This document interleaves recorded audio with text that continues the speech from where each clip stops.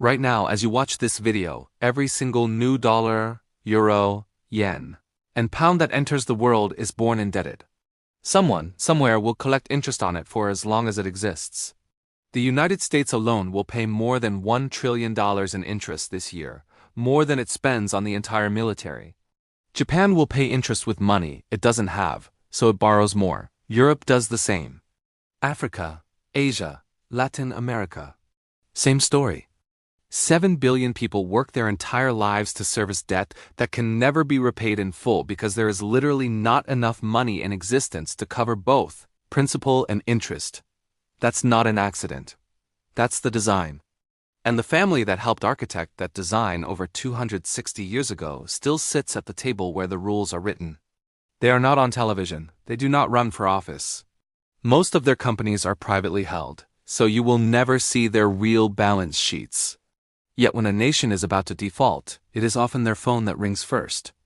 Tonight you're going to learn their name, their methods, and exactly how deep their fingerprints are on the printer that never stops running. Let me ask you a question almost no economics professor will ever ask in public. If every country is in debt, who exactly is the creditor that never goes broke? Who has the spare trillions to keep lending when everyone else is tapped out? The official answer is the bond market. But markets are just middlemen. Behind every bond is an ultimate owner. And when you follow the largest custodians, the clearinghouses, the offshore entities, and the oldest private banks still operating under the same family name, every single trail leads back to a city on the River Main and a coat of arms with 5 arrows. Tonight we are going to walk that trail together, step by step, document by document, so that by the end you will know exactly who benefits every time your money loses value. A narrow alley in Frankfurt called the Judengasse.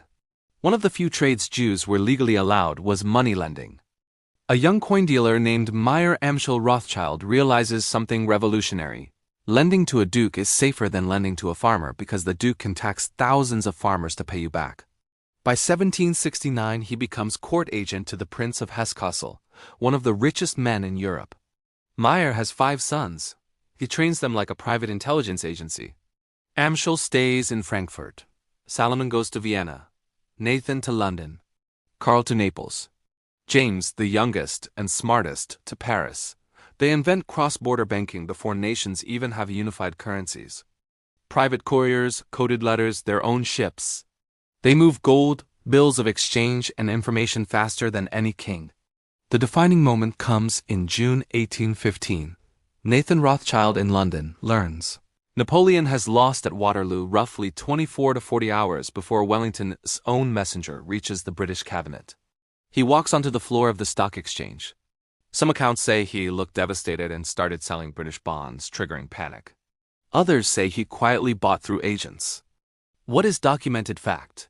Within 2 years, N.M. Rothschild and Sons is the dominant lender to the British government, handling loans of £20 million pounds and upwards, hundreds of billions in today's money. The victorious nations of Europe now owe their reconstruction to a single private banking family. That had never happened before in recorded history. After 1815, the Rothschilds do not just lend money. They begin designing the institutions that create money. 1816, they help restructure the Bank of England's capital after the Napoleonic Wars. 1830s, 1870s, they finance railways, mines, and wars across 3 continents. Whenever a government needs cash fast, a Rothschild loan appears within days. But the real genius is understanding that owning a central bank is better than owning gold. Because whoever monopolizes money creation can decide who gets rich and who stays in chains. In America, central banking is repeatedly killed. 1836, Andrew Jackson shuts down the Second Bank of the United States. 1863, Lincoln prints greenbacks outside the banking system and gets assassinated 2 years later. By 1907, the U.S. has another banking panic. J.P. Morgan personally stops the run, then tells Congress, "You need a lender of last resort." November 1910, 6 men take a private train car to Jekyll Island, Georgia. Officially, no record exists of who was on that train. Unofficially, the minutes leaked decades later name Senator Nelson Aldrich, maternal grandfather of Nelson Rockefeller, Paul Warburg, Kuhn Loeb & Co., connected by marriage to the Warburg banking family, Frank Vanderlip, National City Bank, Henry Davison, J.P. Morgan, Benjamin Strong, Morgan's lieutenant, and one European advisor whose name is redacted in most versions, but who researchers consistently link to the Rothschild-Warburg alliance. 3 years later, on December 23, 1913, while most of Congress is home for Christmas, the Federal Reserve Act passes. Woodrow Wilson signs it. 7 years later he writes, "I have unwittingly ruined my country. The Federal Reserve is not federal. It has no reserves. Its Class A shareholders have never been fully audited or disclosed." The same model is exported. Bank of England already influenced. Banque de France, James de Rothschild sat on the council, and later the Bank for International Settlements. As long as money is redeemable in gold, the printing press has a physical limit. The 20th century is the story of removing that limit, one emergency at a time.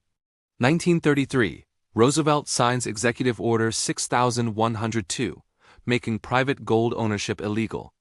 Americans turn in their gold at $20.67 an ounce. 1 year later, the Gold Reserve Act revalues it to $35, an instant 69% profit for the Federal Reserve banks. 1944, Bretton Woods. 44 nations agree the US dollar will be the world reserve currency, redeemable in gold, but only for foreign central banks. By the 1960s, France, Germany, and others smell a rat. The US is printing dollars to fund Vietnam and the Great Society. Charles de Gaulle sends French warships to New York to redeem dollars for physical gold. Fort Knox starts emptying. Between 1950 and 1971, U.S. gold reserves fall from 20,000 tons to under 9,000.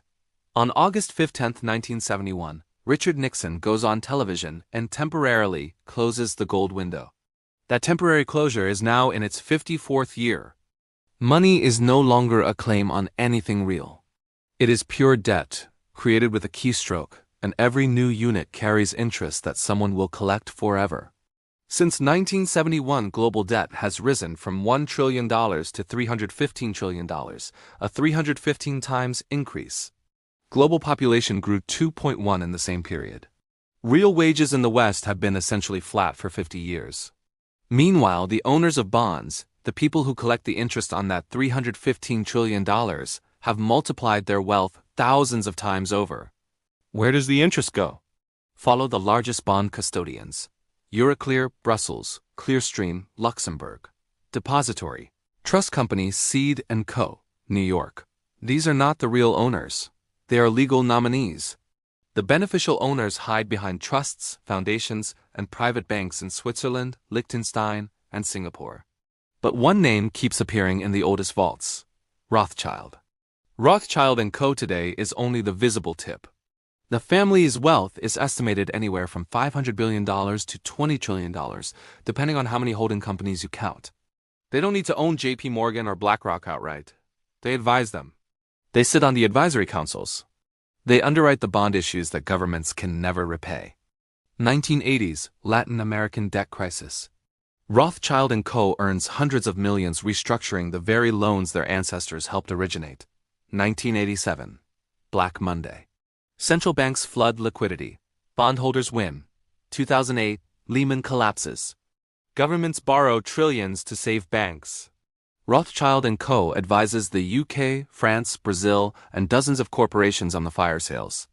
Their fee income hits record highs. 2020 COVID. Central banks create $25 trillion in under 2 years. Rothschild & Co. posts its most profitable year ever advising on distressed asset purchases. Pattern. Crisis gives coordinated central bank intervention, gives new debt, gives higher asset prices, gives wealth flows from workers and savers to bondholders, gives repeat. Every fix enlarges the franchise. Global debt to GDP is now 350%. In 1971, it was under 100%. The top 1% own 54% of all financial assets: bonds, stocks, derivatives.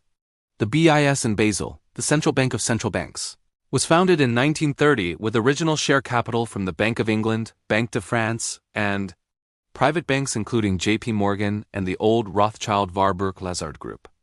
Rothschild & Co.'s current chairman, Alexander de Rothschild, 7th generation, is a regular at the world's most exclusive monetary conferences. The family's continuity is unmatched. Goldman Sachs is 156 years old. JP Morgan 225. Rothschild banking under the same bloodline. 261 years and counting. 1837, 1873, 1929, 1971, 2008. Every major monetary reset follows the same script. Debt becomes unsustainable. A crisis is triggered or allowed, a new system is introduced that removes the previous constraint. The same families who designed the old system designed the new one. We are now 54 years into the post-1971 Fiat experiment. Longer than any previous monetary epoch in history. The next reset is already being wargamed. Central bank digital currencies, programmable money, global carbon wallets, IMF special drawing rights on blockchain. Whoever controls the ledger controls the world. Takeaway 1. Modern money is not neutral. It is engineered debt designed to compound in one direction, upward to the creditors. Takeaway 2. The Rothschild network never needed to own 100% of global wealth. Controlling the referee, the entities that create and allocate new money, is infinitely more powerful than owning the stadium. Takeaway 3. As long as new money is created only as interest-bearing debt, the mathematical endgame is either hyperinflation, default, or a planned reset that further centralizes control. There is no other path. We are likely living through the terminal phase of the greatest monetary experiment in history.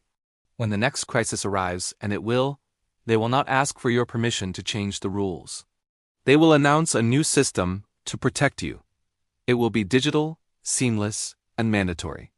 And the same quiet family that turned gold into debt in 1815, debt into fiat in 1971, will be there advising on the architecture of what comes next.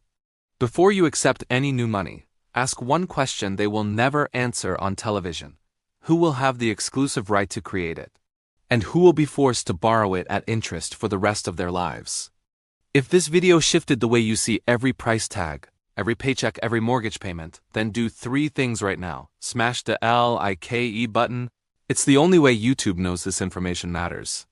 Subscribe and hit the bell because the next upload contains primary documents most channels are afraid to show.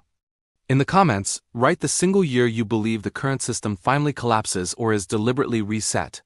I read every single comment, and the top answers will be pinned. Your financial future may depend on understanding this before the lights go out. On the old money and the new money is switched on in the dark. Thank you for spending this time with the truth. Stay awake. I'll see you in the next one.